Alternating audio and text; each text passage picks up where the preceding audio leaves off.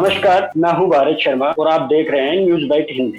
जैसे कि आप सब जानते हैं, इस समय पूरी दुनिया में कोरोना ने हाहाकार मचा हुआ है। भारत में भी लगातार इसके मामले बढ़ते जा रहे हैं। लोगों के जहन में भी इसको लेकर डर बढ़ गया है।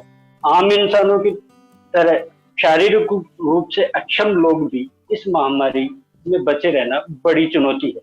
उनके सामने किस तरीके की परेशानी आ रही है और वह किस तरह इससे निपट रहे हैं, इन सब बातों पर बात करने के लिए आज हमारे साथ है national centre for promotion of employment for disabled people संगठन के कार्यकारी निदेशक अरमान अली जी। अरमान अली जी, आपका स्वागत है न्यूज बाइट हिंदी में। बहुत बहुत शुक्रिया। अरमान अली जी, हम ये जानना चाहेंगे हमारे दर्शकों को, क्या आप बता सकते हैं कि विकलांग लोगों के लिए जो रोजगार को बढ़ावा देने के लिए जो राष्ट्रीय केंद्र है NCPDP, ये क्या है और इसकी शुरुआत कब हुई थी और ये कैसे काम करेगा? NCPDP एक नॉन प्रॉफिट बेसरकारी संस्था है और हमारा नाम national centre for promotion of employment for disabled people है, लेकिन हम एक सिर्फ एम्प्लॉयमेंट को बढ़ावा देने का काम नहीं करते हैं। हमारा काम एडवोकेसी का है। हम पॉलिसी चेंज पे काम करते हैं और शिक्षा, रोजगार, एक्सेसिबिलिटी और यूथ लॉ एम्पावरमेंट और अवेयरनेस के ऊपर हमारा काम है। हमारा काम ज्यादा पॉलिसी के ऊपर है। किसी भी वक्त किसी भी चीज का पॉलिसी इस देश में जब बनता है, कानून या उसका जब स्कीम बनता है या कोई ऐसी सिचुएशन आती है जैसे आज कोविड-19 का जो पैंडेमिक है, इस सिचुएशन में भी हम एंगेज करते हैं सरकार के साथ कि विकलांग लोगों के साथ क्या होना चाहिए, उनके साथ क्या सुविधा होना चाहिए, वॉच डॉगिंग करना कि कितना हो रहा है, कितना नहीं हो रहा है, क्या प्रॉब्लम्स फेस करते हैं डिसेबल्ड लोग, किस तरीके से के भेदभाव से जूझते हैं हर रोज। उन सब चीजों को रिकॉर्ड करना, डॉक्यूमेंट करना और उसको सही प्लेटफॉर्म पे उसके आवाज उठाना, यही हम करते हैं। तो अरमान जी, क्या आप मुझे ये बता सकते हैं कि सरकार की ओर से अभी तक डिजेबल्ड पीपल्स के लिए सबसे अच्छी स्कीम कौन सी लॉन्च की है जिसका सबसे ज्यादा फायदा पहुंचाएगा? मुश्किल सवाल है भरत जी। ऐसा कहूंगा कि देखिए, सरकार के तरफ से तो काफी स्कीम्स हैं, NGOs को सपोर्ट करने की स्कीम्स है, स्कॉलरशिप के स्कीम्स हैं, किसी को एम्प्लॉयमेंट दे तो उसको उसमें है स्कीम, आपको फ्री व्हील चेयर और दिया जाता है। सवाल इस चीज का नहीं है। सवाल ये है कि क्या भारत में जितने विकलांग लोग हैं, ये भारत के डेवलपमेंट का हिस्सा है कि नहीं। भारत के जो नए भारत की बात होती है उसमें इसके हिस्सेदार है कि नहीं। क्या विकलांग लोग की बात हर चीज में सोची जाती है जब आप एक स्कूल बनाते हैं या किसी एक नया आयोजन करते हैं या कुछ कोई भी चीज हो जिसमें डेवलपमेंट की हम बात करते हैं जब इस देश में, तो हम क्या सोचते हैं कि एक विकलांग व्यक्ति वहां आएगा या उस संस्था का खुद वहां पे उस संस्था का मालिक होगा और व्हाटएवर।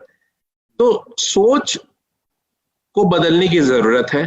भारत सरकार अपने स्तर पे जो भी करती है, एक ही डिपार्टमेंट है जो हमारा जो department of empowerment for persons with disabilities जो है, और सारा भार उस डिपार्टमेंट पर दे रखा है और जो कि अपने स्तर पे ठीक कर रही है। लेकिन बाकी जितने मंत्रालय हैं, जैसे शिक्षा का हो गया, जैसे कि अर्बन डेवलपमेंट हो गया, जैसे ट्रांसपोर्ट हो गया, तो वो भी अपनी जिम्मेवारी अगर निभाए तो मुझे लगता है कि जो हमारे देश में 70 करोड़ विकलांग है, इस देश का हिस्सा बन पाएंगे सही मायने में। अच्छा, अभी आपने जैसे बताया कि हमारे देश में करीब 70 करोड़ विकलांग, तो संगठन की ओर से दिव्यांगों की मदद के लिए अभी तक क्या क्या कार्य किए गए और उन्हें किस तरह से मदद पहुंचाई गई पर्टिकुलर? आप हमारे बारे में पूछ रहे हैं हमने क्या किया है? मैंने जैसे आपको पहले बताया कि हम एक बेसरकारी संस्था है और हमारा काम कानून बनाने में, जो भी या स्कीम्स बनती हैं या पॉलिसीज बनती है सरकार की, जैसे कि नेशनल एजुकेशन पॉलिसी बनी, तो उस नेशनल एजुकेशन पॉलिसी में हम देखा कि विकलांग बच्चों के अधिकार के बारे में बात हुई है कि नहीं, उसका जिक्र है कि नहीं। जब नहीं देखा तो उस पर हमने आवाज उठाई, हमने अपना पूरे देश भर में उससे बात की और लोगों से उनकी फीडबैक लेके सरकार को दिया, तब जाके उसमें थोड़ा संशोधन किया गया। ठीक इसी तरह से जब इलेक्शंस की बात होती थी तो पहले इलेक्शंस में विकलांग लोगों के बारे में नहीं सोचा जाता था, तो मुझसे पहले जो एग्जीक्यूटिव डायरेक्टर थे एनसीपीडीपी के, उनके पीआईएल पे जो सुप्रीम कोर्ट में किया गया था, तो सुप्रीम कोर्ट के ऑर्डर के बाद विकलांग लोगों को मतदान का अधिकार दिया गया। उसके बाद अब जो नया कानून बना है, जिसमें हम और हमारे साथ और बहुत सारे जो सेवम से एक संस्थाएं हैं जो विकलांग के अधिकार के लिए काम करते हैं, उन्होंने मिलकर नया कानून को दिया। तो इन सारी चीजों में आप जो भी कहेंगे, आज प्राइवेट सेक्टर में एम्प्लॉयमेंट की बात करें, आप इलेक्शंस की बात करें, आप सेंसस में विकलांग लोगों की गिनती की बात करें, हर चीजों में आपको एनसीपीडीपी का एक लीडरशिप रोल मिलेगा। और हम एक सर्विस प्रोवाइडर नहीं है, हमारा काम ऐसा नहीं है कि हम विकलांग लोगों को ट्रेन करके कोई जॉब दिला देते हैं। हम इंडस्ट्रीज के साथ बात करते हैं, CII हुआ, नेस्कॉम हो गई, कि आपका क्या इक्वल अपॉर्चुनिटी पॉलिसी है कि नहीं, कि आप समान अधिकार देते हैं कि नहीं, उनको जागरूक करना, उनके लिए डिसेबिलिटी का जो परसेप्शन है कि अगर डिसेबल्ड लोगों के हम हायर करेंगे तो हमारा खर्च बढ़ जाएगा, क्या ये हैजर्डस है उनके लिए, तो इन सारे गलतफहमियों को दूर करने का काम, पॉलिसी लेवल पर एंगेज करने का काम हमारा यही काम है। तो अरमान जी, जैसे आप बताना कि पॉलिसी को लेकर आपका विशेष वर्क करता है, तो क्या इसकी मॉनिटरिंग भी आप करते हैं जिससे ये डाटा कलेक्ट किया जा सके कि आपके एफर्ट्स के थ्रू से 7 करोड़ लोगों में से कितने विकलांगों को अब तक बेनिफिट मिल चुके हैं? ऐसा कोई रिकॉर्ड रखते हैं हम तो नहीं रखते, लेकिन हमारा काम ऐसा नहीं है। हमारे जैसे और जितने भी संस्था है जो थिंक टैंक की तरह काम करती है, अगर हम कहें कि हमने एक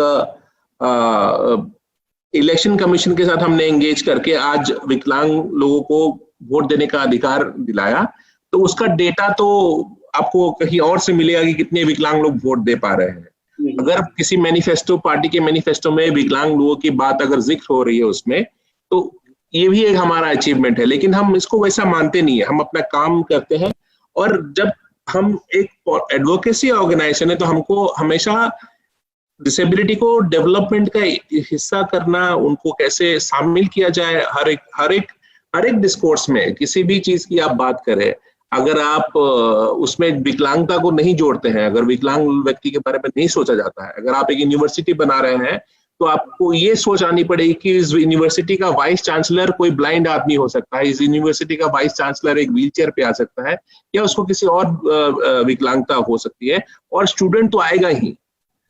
इसी तरह से कोई अगर आपका ऑफिस है, अगर आपने सड़क बनाई, आपने बस चला रहे हैं, आप कोई भी सर्विस चला रहे हैं, रेस्टोरेंट चला, तो इस चीज को कि हम हमेशा विकलांग लोगों को पीछे छोड़ देते हैं, उनके बारे में सोचा नहीं जाता है। हमारा काम है कि कैसे इन्फ्लुएंस किया जाए सरकार को कि वो डेवलपमेंट का हिस्सा वो बने, उनको पीछे ना छोड़ा जाए। और 70 करोड़ हम कहते हैं ये पुरानी बात हो गई। अब नए कानून में 21 तरीके के जो विकलांगता है जिनको पहचाना गया है, और अगले साल जब सेंसस होगा तो मुझे लगता है ये तो 10 करोड़ से मतलब कम से कम 7 करोड़ से मतलब 70 मिलियन से और बहुत और ज्यादा होंगे। जी। और मैं 70 करोड़ बोला, 70 मिलियन बोलते बोलते 70 करोड़ हो गए, 7 करोड़ की बात है। 7 करोड़ जी। ये कह रहा था कि विकलांग व्यक्तियों के सशक्तिकरण डिपार्टमेंट के जो सेक्रेटरी थे नवप्रीत कंग जी, उन्होंने एक बार कहा था, नवप्रीत कंग जी सेक्रेटरी, उन्होंने कहा था कि जितने देश में विकलांग है राज्यों में उससे कहीं ज्यादा सर्टिफिकेट जारी किए गए। क्या ऐसा सही है? ये गलत बात है। अभी पिछले साल ही report national sample survey organisation जो है भारत सरकार का, उन्होंने ही डेटा, सरकारी डेटा रिलीज किया कि भारत में जितने विकलांग हैं उनमें सिर्फ 28% लोगों के पास ही सिर्फ सर्टिफिकेट है। तो सर्टिफिकेशन के लिए आज सुबह भी मंत्रालय से चिट्ठी भेजी गई है हर राज्य में कि सर्टिफिकेट बनने का जो प्रक्रिया है उसको सरल किया जाए, और किसी भी डॉक्टर से एक सिंपल सर्टिफिकेट कोई भेजेंगे तो एक UDID उनको दिया जाएगा। तो मुझे नहीं लगता है कि ये सही बात है। देखिए कई बार आप ऐसे देखेंगे कि विकलांगता कम है लेकिन ज्यादा परसेंटेज बना के लोग सर्टिफिकेट एक का दुक्का बना लिया होंगे। ये तो हर किसी के साथ होता है, हर कम्युनिटी में होता है। लेकिन मुझे लगता है कि भारतवर्ष में एक लार्ज पॉपुलेशन है जिनको आज तक सर्टिफिकेट नहीं मिला है। अरमान जी, क्या आप हमारे दर्शकों को बता सकते हैं कि right of person with disability RPWD क्या होता है, और क्या ये आपके हिसाब से देश में प्रभावी रूप से लागू हो गया? यदि हुआ है तो इसके पीछे, नहीं हुआ तो इसके पीछे क्या कारण है? Rights of person with disability act एक नया कानून है जो कि 20 अप्रैल 2017 में आया था, लागू हुआ था। 3 साल हो गए, इस 20 अप्रैल को 3 साल हो गए। बहुत ही शक्तिशाली, बहुत ही पावरफुल एक कानून है और बदल दे सकता है विकलांग लोगों की जो जिंदगी है उसको, अगर इसको हम लागू किए जाए। लेकिन बहुत ही अफसोस और दुख की बात यह है कि इस कानून के बारे में लोगों में जागरूकता नहीं है, और जागरूकता नहीं है तो विकलांग लोगों में भी जागरूकता नहीं है। वो मतलब अपने, अब ये इतना पावरफुल कानून है जिसमें कहा गया है कि आप 2022 तक सारे जितने भी बिल्डिंग्स हैं उनको आप सुगम्य बनाएंगे विकलांग लोगों के लिए। आप ट्रांसपोर्टेशन के, और वो नहीं, सरकारी नहीं, जो प्राइवेट प्रॉपर्टीज है, जो कि पब्लिक है, उनको भी आप बनाएंगे 2 साल के अंदर, और जितने नई बिल्डिंग बनेंगी सारे बिल्डिंग सुगम्य होंगे विकलांग लोगों के लिए। इस कानून में लिखा गया है। आप किसी भी विकलांग व्यक्ति के साथ अगर भेदभाव करेंगे, अगर पब्लिकली उसको गाली दे देंगे, उसके इंसल्ट करेंगे, तो आपको 6 महीने से 5 साल की जेल हो सकती है। आप, और इसमें एक समान अधिकार देने की एक पॉलिसी की बात की गई है जो हर एक प्राइवेट सेक्टर, किसी भी एस्टैब्लिशमेंट में जहां 20 से ज्यादा एम्प्लॉइज हो, उनमें किसी भी उनके विकलांगता के आधार पर उनके साथ भेदभाव नहीं होना चाहिए। आई थिंक बहुत ही पावरफुल एक कानून है, और दूसरे देश, जो हमारे जैसे दूसरे देश जो डेवलपिंग कंट्रीज है, वो भी इस कानून को देख के अपने देश में इसके बदलाव लाना चाहते हैं। बट अफसोस की बात यह है कि इस कानून एक कागज पे ही रह चुका है। इसकी कोई आधा से ज्यादा स्टेट आज तक इसके रूल फ्रेम नहीं की होगी लोगों ने। इसका इम्प्लीमेंटेशन के लिए हर डिस्ट्रिक्ट लेवल पे एक कमेटी बनने की बात है। इस डिसेबिलिटी का एक अलग एक फंड बनने की बात की गई है। इसमें रोजगार के लिए जो परसेंटेज है उसको बढ़ाया गया है 1%, शिक्षा के लिए 1% रिजर्वेशन बढ़ाया गया है। प्राइवेट से जो शिक्षा संस्थाएं हैं उनपे भी ये कानून लागू है। मुझे और बहुत बड़ी बात इस कानून में ये मुझे लगता है कि कोई भी प्रोडक्ट हो या सर्विस हो जो प्राइवेट सेक्टर उसको चला रहा है, उस सर्विस को विकलांग लोगों के सुविधा हो उस प्रकार उसको बनाया जाए। आप सर्विस के तौर पे आप कैब सर्विस देख लीजिए। आज हम कैब बुक करते हैं ऐप के थ्रू, कई है, ओला है, उबर है और कितने और होंगे। क्या वो विकलांग लोगों के बारे में सोचता है कि विकलांग व्यक्ति भी हमारा सर्विस यूज करेगा? तो वो सर्विस उनके लिए फ्रेंडली है कि नहीं? आप होटल देख लीजिए, किसी रेस्टोरेंट को देख लीजिए, आप मोबाइल कंपनीज देख लीजिए, आप एविएशन देख लीजिए, जितने जो एयरलाइंस इंडस्ट्रीज हैं, आप हेल्थ केयर सर्विसेज देख लीजिए। तो आजकल ज्यादातर सर्विसेज अगर आप देखेंगे तो प्राइवेट सेक्टर थ्रू ही लाया जाए। इस कानून में प्रावधान है कि आप सारा सर्विसेज को जो भी आप करें या कोई भी प्रोडक्ट बनाएं, आप उसको सोच के बनाएं कि कोई विकलांग व्यक्ति इसको यूज करे तो उसे कोई भी किसी भी तरीके से उसको परेशानी ना हो और इस समाज का एक बराबर हिस्सा बन सके। तो बहुत ही पावरफुल कानून है। अफसोस की बात है कि हमारे देश में इसको अभी तक लागू नहीं किया गया। NCPDP में सरकार की ओर से कितना सहयोग मिल रहा है और आपकी क्या मांग है कि सरकार इसमें क्या सपोर्ट कर सकती है? सरकार से हम कभी फंडिंग नहीं लेते। आज तक हमें सरकार से हमने कभी फंडिंग नहीं ली और सहयोग करते हैं सरकार के साथ। उनके साथ जब पॉलिसी जो कोई फ्रेम हो तो उनसे बात करने की कोशिश करते हैं कैसे डिसेबल्ड फ्रेंडली पॉलिसीज या लॉ बन सके। वही हमारा एंगेजमेंट रहा। हम 7-8 मिनिस्ट्रीज के साथ एंगेज करते हैं। HRD हो गया, मिनिस्ट्री ऑफ एविएशन हो गया, आप मिनिस्ट्री ऑफ अर्बन डेवलपमेंट हो गया, रेलवेज हो गया, ट्रांसपोर्ट हो गया, इंफॉर्मेशन एंड ब्रॉडकास्टिंग हो गया। कई मिनिस्ट्रीज के साथ हम एंगेज करते रहते हैं और अलग अलग समय पे अलग अलग टॉपिक पे करना है। तो अगर मैं आपसे, जैसे हमारी बातचीत चालू हुई थी, मैंने कहा था कि जितने हमारे एक डिपार्टमेंट है जो department of empowerment for person with disability, ministry of social justice and empowerment के अंदर आता है। ये एक नोडल डिपार्टमेंट है। सारा जिम्मेवारी अगर इसके ऊपर छोड़ दिया जाए और बाकी मंत्रालय अपना हाथ खींच ले तो ये कभी भी हम नहीं देख पाएंगे कि जो विकलांग लोग हैं समाज का एक हिस्सा बन पाए।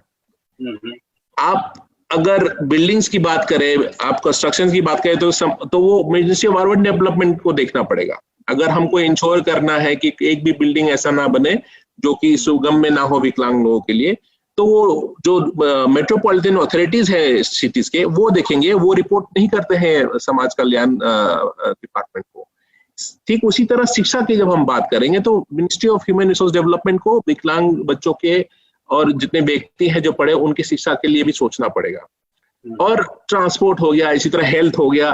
तो हर एक डिपार्टमेंट अगर अपनी जिम्मेवारी जो भी बनता है उनको विकलांग लोगों के प्रति जो भी रिस्पॉन्सिबिलिटीज है, अगर इस कानून के आधार पे उनको मान के लागू करे, मुझे लगता है कि हमारे जैसे संस्था जरूरत नहीं पड़ेगी फिर काम करने की, हम कुछ और करेंगे फिर।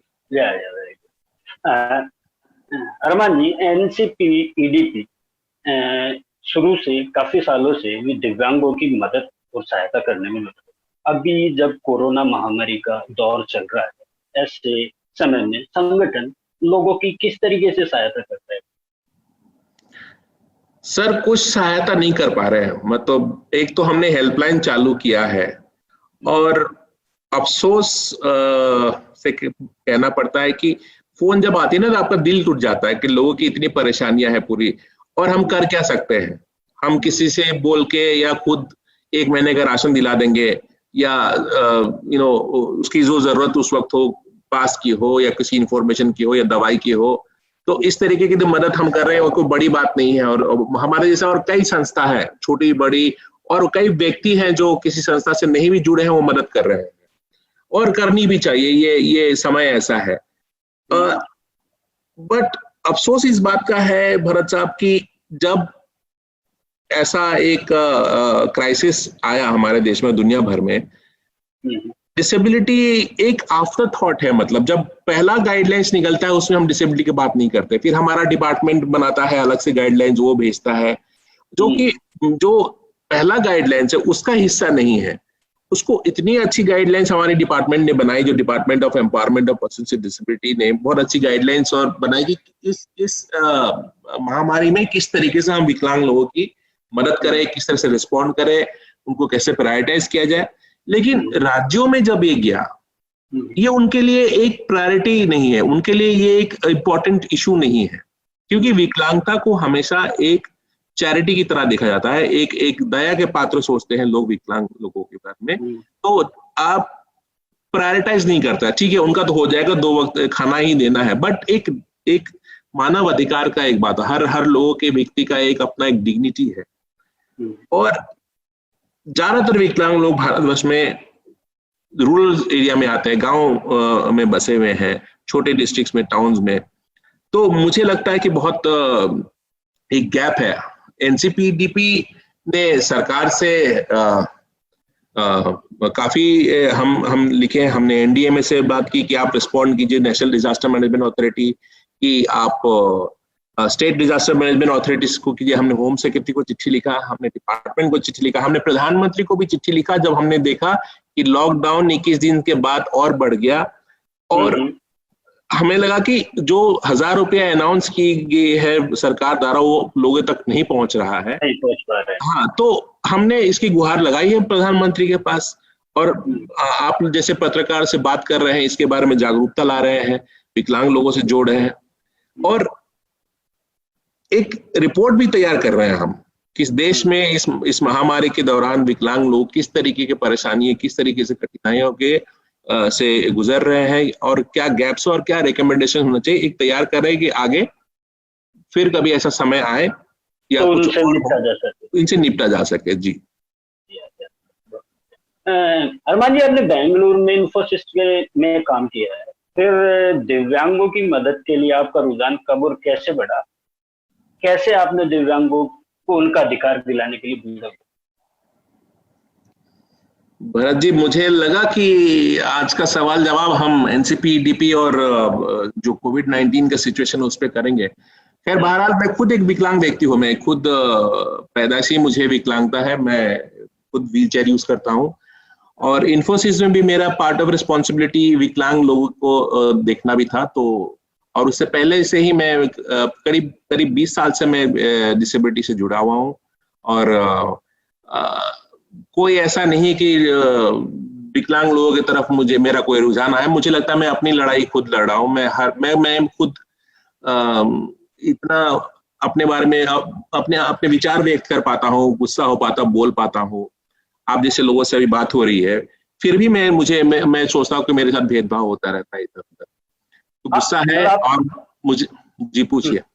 नहीं, हम ये कह सकते हैं कि आप को जो आप फील कर रहे हैं वही उसको महसूस करने के बाद आपको और दिव्यांगों के बारे में कुछ करने के लिए जज्बा बस अपने लिए कर रहा हूँ, मुझे लगता है। तो मैं खुद विकलांग हूँ, मुझे लगता है जो भी कर रहा हूँ अपने लिए कर रहा हूँ, उसी सोच उसके साथ आगे बढ़ रहे हैं, किसी और के लिए नहीं।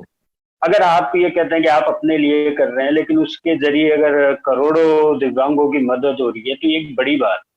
एक आदमी खुद के लिए करके और करोड़ों इंसानों की मदद कर रहा है, वो एक अलग। नहीं, देखिए, हर आदमी अगर अपनी जिम्मेवारी निभाए तो फिर I think it solves lot of problem.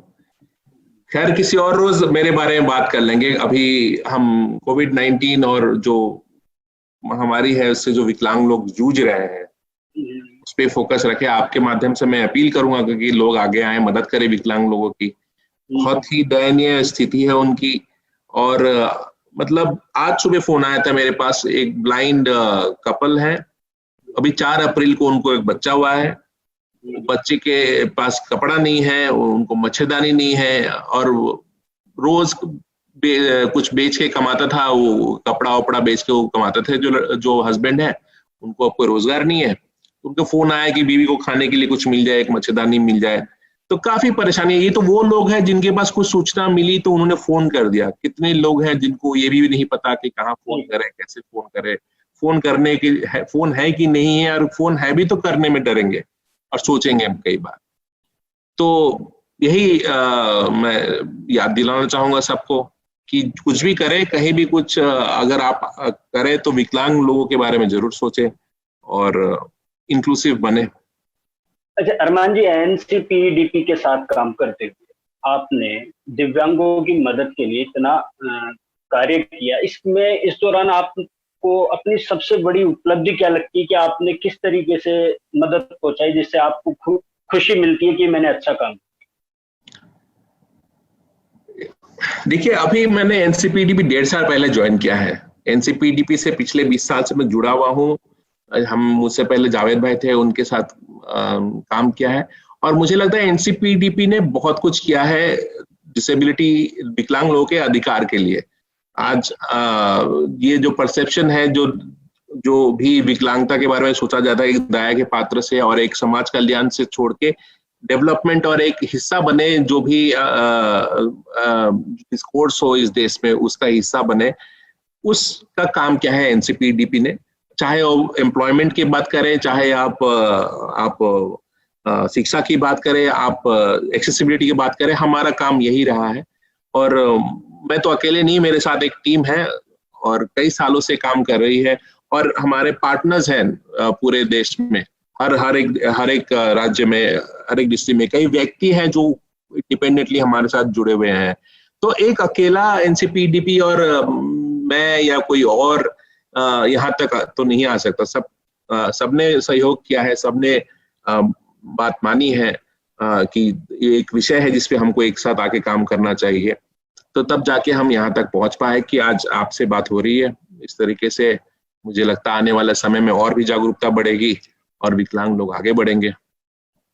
अरमान जी, कि अभी जो कोरोना का पीरियड चल रहा है, इसमें कई दिव्यांग ऐसे भी होंगे जो बेसहारा हैं या जो परिवार से दूर हैं, और तो उनको संक्रमण से बचाए रखने के लिए अभी तक सरकार की ओर से कोई प्रयास किए गए या एनसीपीडी की कुछ उनके लिए कोई अभियान चलाया है कि भाई उनकी जांच कराई जाए या उनका टेस्ट कराया जाए, पता लगे कि कोई पॉजिटिव है या नहीं?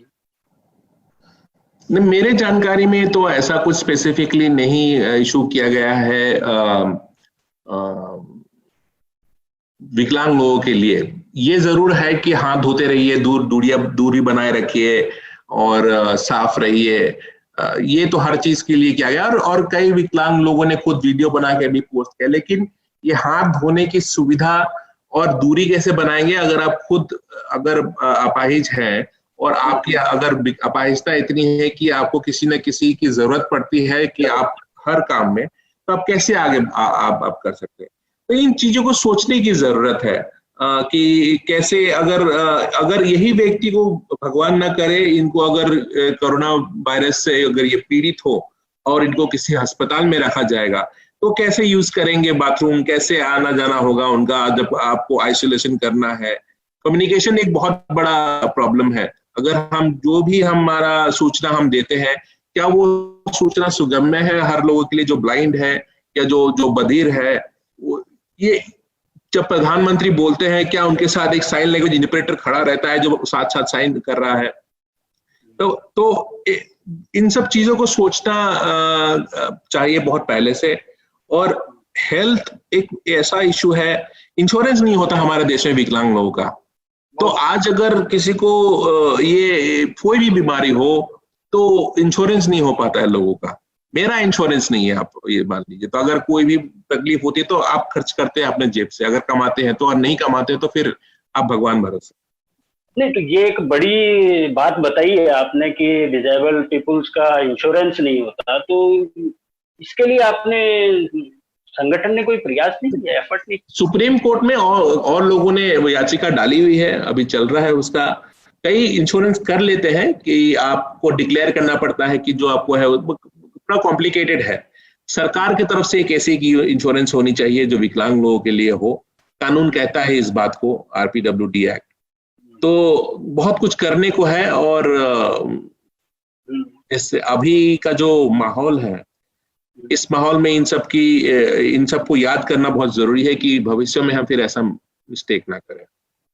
अगर कोई विकलांग आपसे कांटेक्ट करना चाहे तो वो आपसे कैसे संपर्क कर सकता है इस कोरोना महामारी के बीच में, और आप तक कैसे पहुंच सकता है? या ऐसी कोई स्कीम है जो आप बताएंगे जिसका उपयोग करके वह सेफ जोन में जा सके? नहीं, देखिए, अगर किसी को ऐसे लक्षण आए कि उनको कोरोना वायरस जैसा कुछ लक्षण आए, तो अपने इलाके में, जो अपने राज्य में जो उनका हेल्पलाइन नंबर है जिससे उनको वहां इन्फॉर्म करना चाहिए। हाँ, और हमसे अगर जुड़ना चाहे तो हमारा जो नंबर है हेल्पलाइन का, वो नंबर मैं दे सकता हूँ आपको। वो नंबर से फोन करेंगे या मैसेज करेंगे, व्हाट्सएप करेंगे, तो हम जरूर रिस्पॉन्ड करेंगे। अगर उनको कोई सूचना चाहिए, किसी चाहिए, तो आप से नंबर में शेयर कर दूंगा, आप उनसे शेयर कर सकते। लोग जुड़ पाते हैं हमसे उसी तरह। आप चाहे तो लाइव में भी बता सकते हैं हमारे अगर दर्शक। हाँ, ठीक है। ये इसका नंबर है 7303944839। दोबारा बोल लेता हूँ, इसका 7303944839। ये NCPDP का हेल्पलाइन नंबर है। इस पे व्हाट्सएप भी आप कर सकते हैं। तो यहाँ सूचना या कोई भी कंप्लेन है या कोई कंप्लेन नहीं, हम सरकार तो है नहीं हमारे साथ कंप्लेन आप करें। कोई भी अगर आपको असुविधा हो रही है, कोई परेशानी है, आपको राशन चाहिए या कोई मेडिसिन चाहिए या कोई सूचना चाहिए इसके विषय में, तो हम आपको जोड़ देंगे आपके राज्य में किसी संगठन के साथ या सरकार के साथ या कमीशन डिसेबिलिटी के साथ। मदद करने की पूरी कोशिश करते हैं।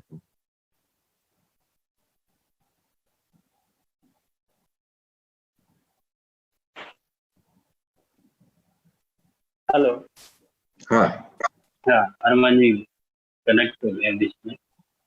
तो इस तरीके से वो आपसे संपर्क करके तो इसके थ्रू इमीडिएटली उनको हेल्प पहुंचाई जा सकती है। सूचना हम दे सकते हैं, हेल्प भी पहुंच जाएगी जी। हाँ, जब सूचना होगी उसी के बाद तो हेल्प पहुंचेगी ना।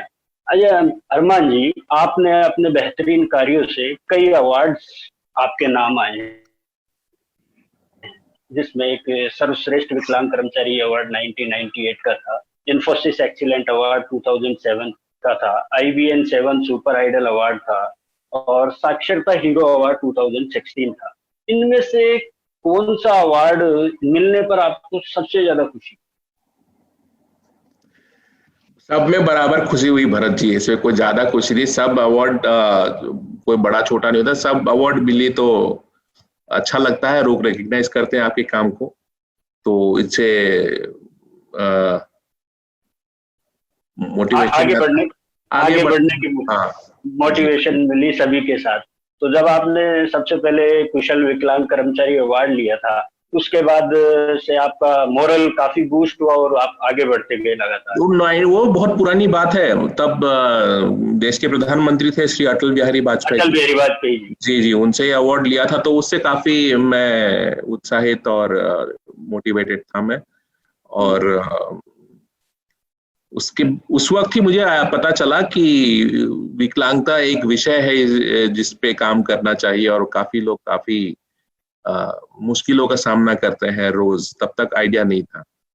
तो उस अवार्ड का वही सिग्निफिकेंस है, और तब अटल जी से मिले थे, उनसे काफी मैं मोटिवेटेड था, प्रेरित था, तो it was nice.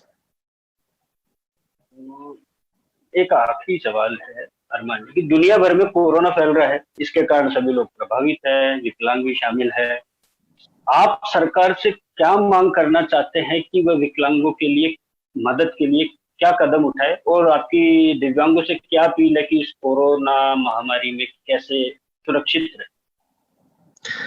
Bharat ji, हमने तो प्रधानमंत्री को चिट्ठी लिखा है और अपील किया है कि पहला अपील तो ये है कि हमारी जो डिपार्टमेंट ने गाइडलाइंस बनाई हैं कोविड-19 को लेके और विकलांग व्यक्ति को कैसे रिलीफ किया जाए, उन गाइडलाइंस का बहुत ही स्ट्रिक्ट इम्प्लीमेंटेशन हो। दूसरी बात हम कहेंगे कि जितनी भी इंफॉर्मेशन शेयरिंग होती है, नोटिफिकेशन, सर्कुलर, ऑर्डर निकलता है, सुगम्य हो विकलांग लोगों के लिए, जितना से जितना हो ज्यादा टीवी और रेडियो का उपयोग हो, और जो भी लोग बधिर हैं या देख नहीं पाते हैं, उनके बारे में सोच के उसको उस तरीके से सुगम्य बना जाए कि सबको सूचना मिले। तीसरी बात हम कहेंगे कि सरकार ने जो 1000 रुपया का जो पेंशन अनाउंस किया है 3 महीने के लिए, जो 2 किस्त में दिया जाएगा 500-500 रुपए कह के, उसको 1000 से 5000 रुपया किया जाए। और हमने ये भी कहे कि प्रधानमंत्री जी जितने भी विकलांग लोगों के लिए इस सेक्टर में जितने लोग इफेक्ट हो रहे हैं लॉकडाउन में, क्योंकि उनके लिए एक इकोनॉमिक पैकेज डिक्लेयर करें, जिससे कि जितने लोगों ने अपना जो रोजगार था, कि छोटा बड़ा जो भी हो, कोई भी काम करते हो और अभी इससे जब पीड़ित हो, उनको रिहेबिलिटेट किया जा सके। तो यही हमारी उम्मीद है, और हम ये भी उम्मीद करते हैं कि अगले बार जब प्रधानमंत्री बोलेंगे, वो खुद बोलेंगे विकलांग व्यक्तियों के इस कठिन समय में जो उनके साथ बीत रही है, उसका भी जिक्र करेंगे।